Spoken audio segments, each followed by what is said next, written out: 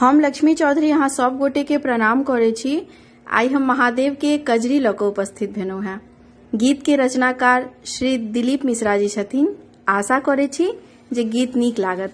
धन्यवाद। सावन सावन सब कहे परम सुहावन मास।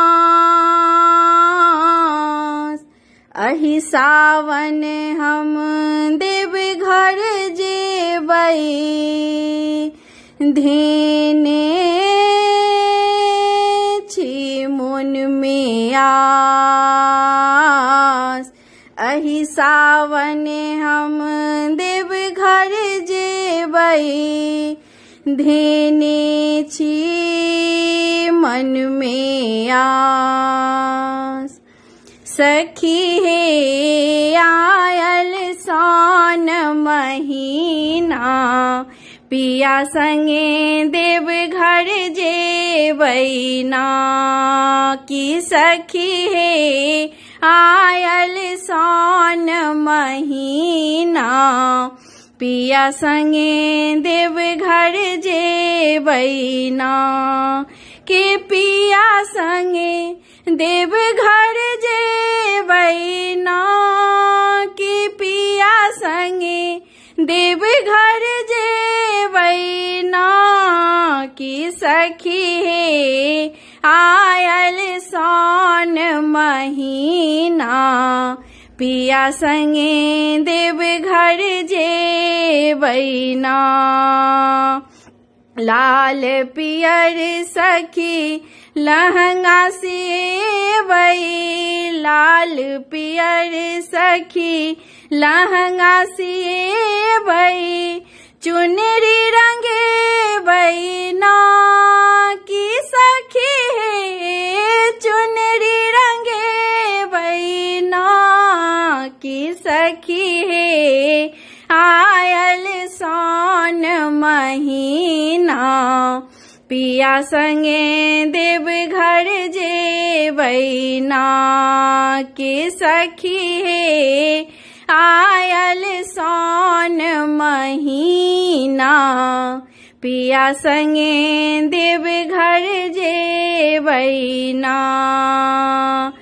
फूल चनन बेल पात सा सखी हे। फूल चनन बेल पात सा सखी हे कामर सजेबै ना।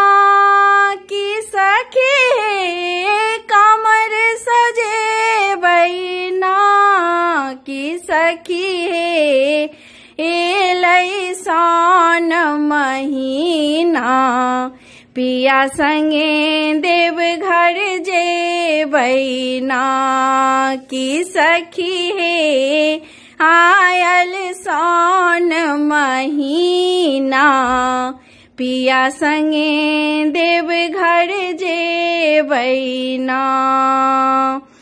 सुल्तानगंज सँ भरबै गगरिया। सुल्तानगंज सँ भरबै गगरिया बाबा के चढ़ेबै ना। की सखी हे बाबा के चढ़ेबै ना। बाबा संग में गौरा बिराजे। बाबा के संग में गौरा बिराजे दोनों के रिझेबै ना। की सखी हे आयल सावन महीना पिया संगे देवघर जेबै ना। की सखी हे आयल सावन महीना पिया संगे देवघर जेबै ना। कि पिया संगे देवघर जेबै ना। कि पिया संगे देवघर जेबै ना। कि सखी हे आयल सान पिया संगे देवघर जेबै ना की सखी हे आयल सौन महीना पिया संगे देवघर जेबै ना।